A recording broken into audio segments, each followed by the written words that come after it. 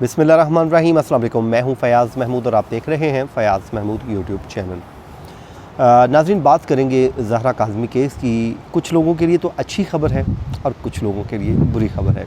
बुरी ख़बर उनके लिए है जो बज़ाहिर तो ज़हरा काज़मी के अपने बने हुए थे, जो उसके हमदर्द थे, लेकिन जैसे जैसे ज़हरा काज़मी रूटीन लाइफ में आ रही है और ज़िंदगी में आगे बढ़ रही है, अब उनको तकलीफ़ होती जा रही है, क्योंकि उनकी ख्वाहिश यही थी कि वो यूं ही जहां पर आ गई थी उसी तरह वहीं पर रहती और अपनी ज़िंदगी गुजारती, लेकिन अल्लाह को कुछ और मंजूर था। वो बच्ची वहाँ से न सिर्फ निकली और बल्कि अब अपनी ज़िंदगी जो है कामयाबी से आगे बढ़ाती हुई आगे बढ़ रही है।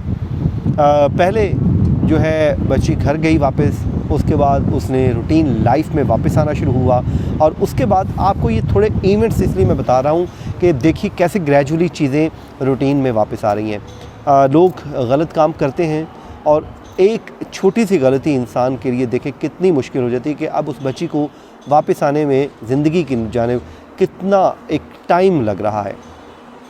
अब वो देखें बच्ची ले गए उसको, उसके बाद जब वो वापस आई 6 जनवरी को, उसके बाद वो ज़ाहिर है अपने घर पर रही, उसने टाइम जो है स्पेंड किया, क्योंकि उसको ज़हन बनाया जाता था कि तुम्हारे पेरेंट्स तुम्हें छोड़ेंगे नहीं, तुम जो है नॉर्मल लाइफ की तरफ वापस नहीं जा सकोगी, तुम्हारे साथ कोई शादी नहीं करेगा।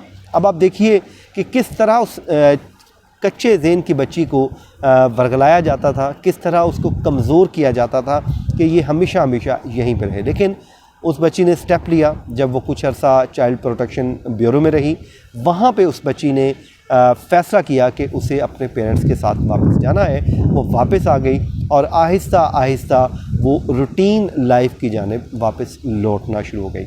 अब यहाँ तक मामलात पहुँच चुके हैं कि उस बच्ची ने स्कूल भी जाना शुरू कर दिया है। बड़ी ज़बरदस्त ख़बर है और ये ख़बर इसलिए अच्छी है, मैं ये समझता हूँ कि तालीम जो है ये हर इंसान का बुनियादी हक़ है, और ख़ासकर हमारे जैसे ममालिक में जहाँ पे अक्सर जो गांव देहात हैं वहाँ पर बच्चियों की तालीम को आज भी किसी न किसी हद तक डिस्करेज किया जाता है।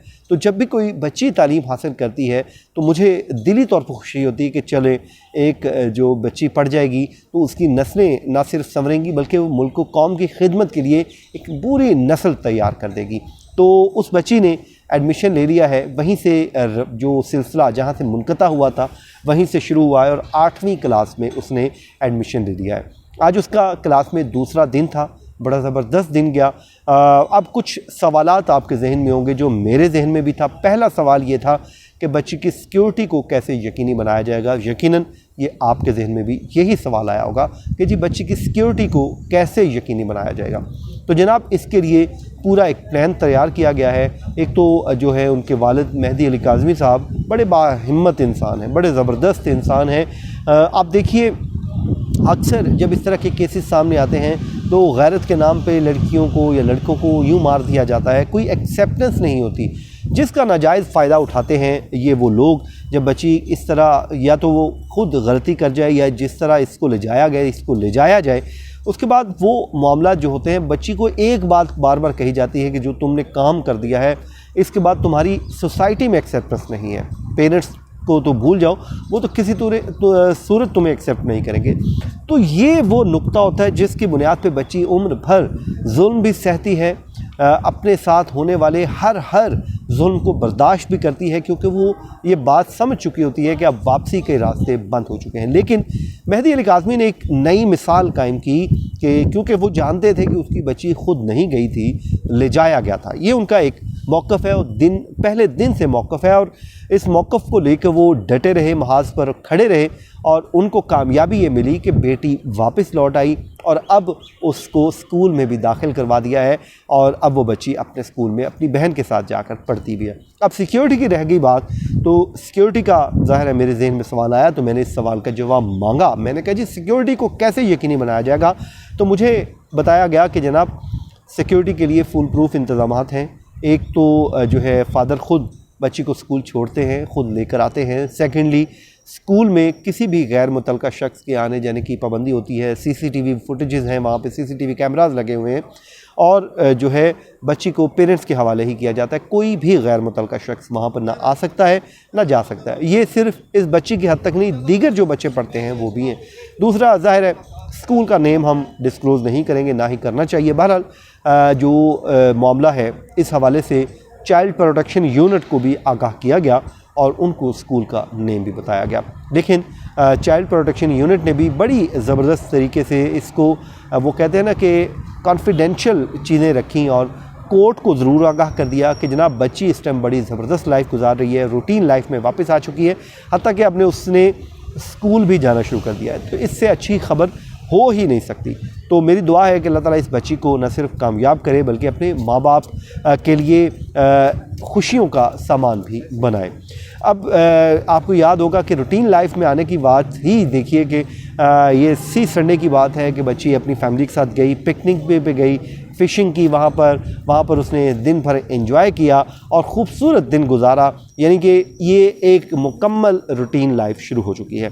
अब आ जाएं हम केस के ऊपर थोड़ी सी बात कर लेते हैं कि अब केस कहाँ पर खड़ा है। ज़ाहिर है अक्सर आप लोगों में से सवालात आते रहते हैं, लोग पूछते रहते हैं कि ये केस का क्या बना। केस का बहरहाल मैं आपको ये बीइंग अ कोर्ट रिपोर्टर मैं इतना कह सकता हूँ। देखिए मैं कोर्ट रिपोर्टिंग करते हुए मुझे एक अरसा गुजर गया है। ज़ाहिर है मैं कोई कानूनदान नहीं, लेकिन हम कोर्ट्स में ये चीज़ें देखते हैं। इस वक्त भी मैं इस्लामाबाद हाई कोर्ट में मौजूद हूँ और हाई कोर्ट में बैठा हूँ और ये चीज़ें हमारे दिन भर हमारे आंखों के सामने गुजरती हैं, हम रिपोर्ट करते हैं। तो जनाब मैं इतना ज़रूर कहूँगा कि मेहदी अली काज़मी साहब 90% केस इस वक्त जीत चुके हैं और वो एक्यूज साइड को सज़ा करवाने के बिल्कुल करीब पहुँच चुके हैं। उसकी वजह क्या है? असल प्रॉब्लम थी बच्ची की हवालगी। जिस दिन बच्ची उनके पास वापस आ गई थी यानी कि 6 जनवरी को, उस दिन तय हो गया था कि मुल्ज़िमान का जो मुस्तकबिल है वो तारीख है, उनको सज़ाएँ हो जाएंगी, ये बज़ाहिर लगता है। अब 29 मई को गालिबन इस केस का ट्रायल भी है और उस दिन अदालत ने इस केस की समाअत मुकर्रर कर रखी है जिसमें चार्ज फ्रेम रखा गया है। चार्ज फ्रेम का मतलब फ़र्द जुर्म।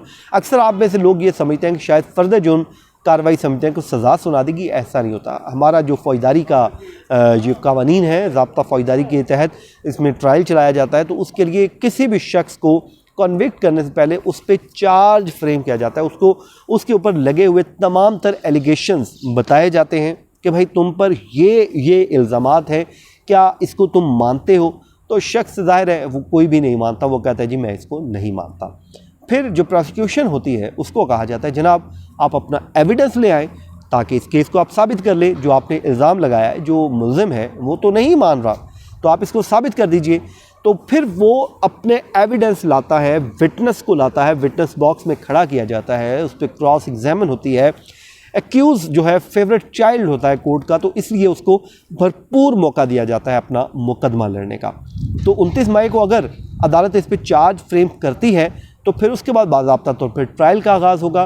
ट्रायल का आगाज़ होने के बाद ये केस अपने मंतकी अंजाम तक पहुँचेगा। 29 मई को जो भी कार्रवाई होगी इंशाल्लाह आपके साथ ज़रूर शेयर करूँगा। ये था आज का हमारा वीलॉग। अपनी दुआओं में याद रखिए। मुझे दीजिए इजाज़त। अल्लाह ने के बाद।